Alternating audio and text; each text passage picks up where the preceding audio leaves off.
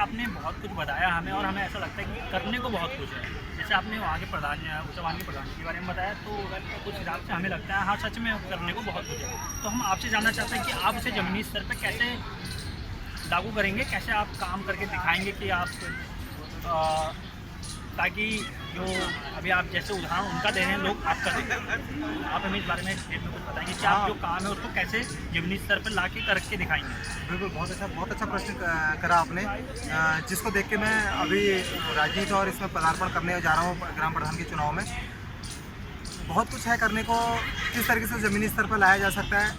सबसे पहले अगर आप उसके लिए समर्पण भाव, सकारात्मक सोच और ज़मीनी स्तर पर चलें, ज़मीनी स्तर पर उसके साथ चल के अगर देखें तो उसमें तब कहीं ना कहीं सफलता मिल सकती है। साथ ही साथ देखें तो उन्होंने बहुत अच्छा प्रयास किया, मंत्रियों के साथ, विधायक के साथ, हमारे क्या कहते हैं आपके जितने भी हमारे सरकारी अधिकारी हैं उनके साथ बैठ के, उनके साथ बराबर उनके साथ मीटिंग करके किस तरीके से कितनी विकास योजनाएं आई रही हैं, उन विकास योजनाओं को लाके, भले ही उसमें बहुत छोटा मद है, उसमें आपका CGST, GST, साथ में अगर आपको देखा जाए तो जेई का कमीशन बनता है, जेई का कमीशन ले जाता है, साथ में बहुत कुछ नहीं बचता। अगर उसको देखा जाए तो धाड़ी वाड़ी और आपके माल ढुलान में ही उसका पैसा लग जाता है। बट अगर उसको देखा जाए तो किस तरीके से अमली जामा पहनाया जा सकता है, किसी तरीके से ज़मीनी स्तर पर लाया जा सकता है, उसके लिए आपको सकारात्मक सोच, समर्पण भाव रखना पड़ेगा। निस्वार्थ भावना के साथ अगर आप काम कर रहे होंगे तो वो छोटा मत भी बहुत अच्छे काम में लग सकता है। जैसे कि आपने बताया कि आप इसे अच्छे से लागू करेंगे,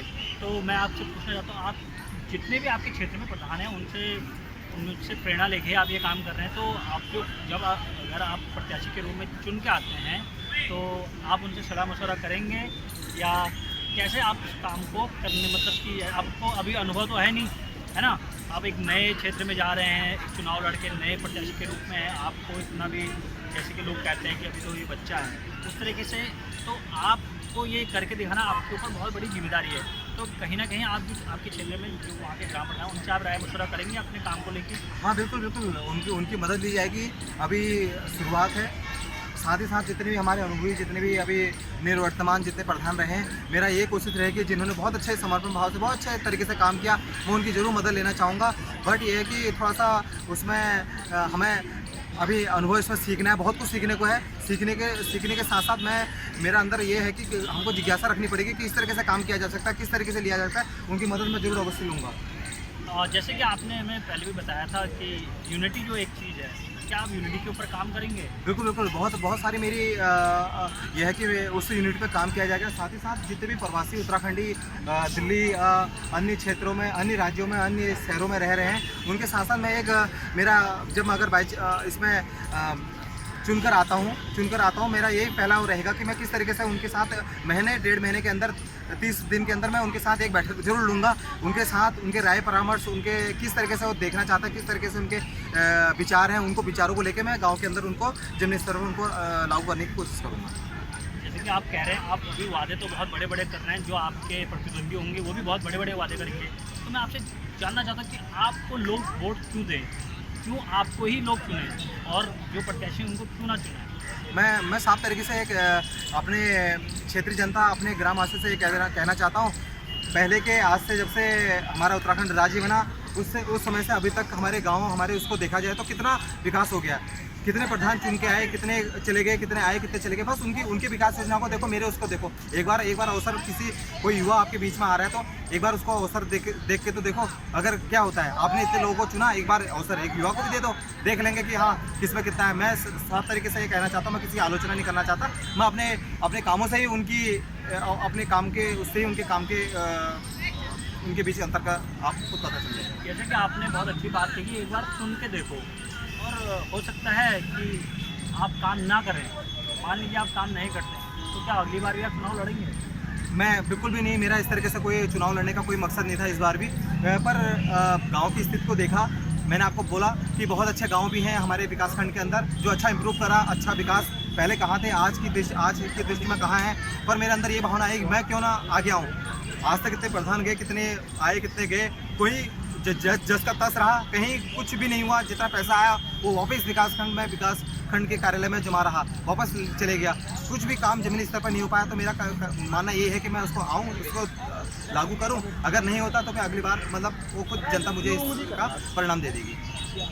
सबसे समस्या है रोज़गार की, तो आप क्या समझते हैं कि रोज़गार आप पैदा कर सकते हैं वहाँ पे? हाँ, बहुत अच्छा प्रश्न पूछा। मेन जो पलायन का जो कारण है वो है रोज़गार।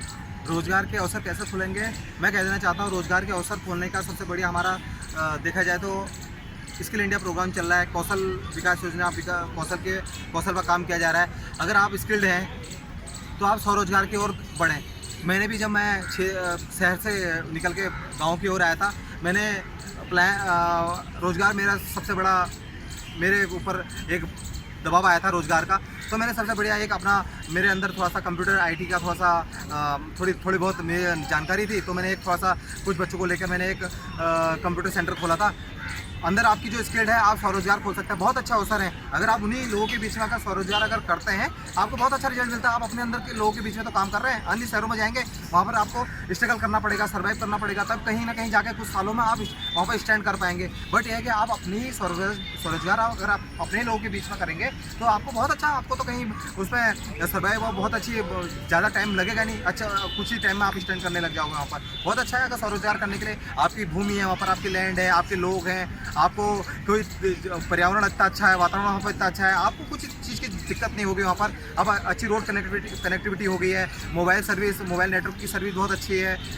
देखें जाए तो बहुत अच्छी आपके वहाँ पर शॉप्स हो गए, स्कूल्स हो गए, बहुत अच्छे खुल गए हैं वहाँ पर। बहुत अच्छा मौका है। मैं कहना चाहता हूँ जितने भी प्रवासी उत्तराखंड बाहर रह रहे हैं, पर एक बार जरूर सोचा, अगर अवसर मिलता है अगर आपको भी पहाड़ आने का तो आप आइए। जैसे आप इतनी बड़ी बड़ी बातें तो अभी कह रहे हैं, हमारे सोशल मीडिया के माध्यम से इतना बड़े बड़े वादे कर रहे हैं, वो तो आने वाले 5 सालों में सभी के बीच होंगे। और हम आशा करते हैं कि आप बहुत अच्छा काम करें, अपने क्षेत्र में बहुत नाम कमाएं। जिनको आप आज एक अपना प्रेरणा स्रोत मानते हैं, आप कल को उस तरह से औरों के लिए प्रेरणा स्रोत बने। हमारी शुभकामनाएं आपके साथ हैं। आप चुनाव लड़ें, जीतें और आने वाले युवाओं को एक अच्छा संदेश दें कि युवा क्या नहीं कर सकता अपने क्षेत्र में, क्यों उसे पलायन करना ज़रूरी है, क्यों वो यहाँ रुक नहीं सकता। पलायन करना हमेशा ज़रूरी नहीं होता। जैसे आप हैं, आपने हमेशा से ये भावना रही है, आपको देख के ऐसा लगता है कि आप उत्तराखंड के प्रति बहुत ही समर्पित हैं। क्योंकि हर आदमी क्या है कि आज के दिन में पढ़ लिख के शहर की तरफ भागता है और शहर से कभी वापस लौट के नहीं आता है। एक भी केस ऐसा नहीं होगा, 100 में से 99% केस ऐसे हैं अगर वो शहर में गया तो हमेशा शहर का होके रह गया।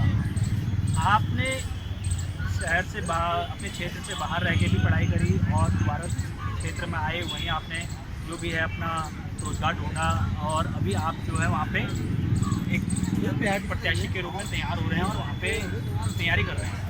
तो हमारी शुभकामनाएं आपके साथ हैं और हम तो चाहते हैं कि और भी युवा इस तरह से तैयारी करें और अच्छा काम करें। केवल चुनाव लड़ने के मकसद से आप राजनीति में ना आए, बल्कि अच्छे उद्देश्य से अपने काम करने के उद्देश्य निष्ठान बहुत से आए। चलो गिरधर मिश्र, तो आपने जो जितनी भी बातें करी, हम चाहते हैं कि ये विकास के रूप में हमको देखने को मिले और आपकी क्षेत्र की जनता आपको इस बार नहीं अनेकों बार जिताए। आप आज ग्राम प्रधान पद के प्रत्याशी के रूप में चुनाव लड़ने जा रहे हैं। हम चाहते हैं कि आप जीतें और आगे भी चुनाव लड़ें और बड़े बड़े पद आप हासिल करें।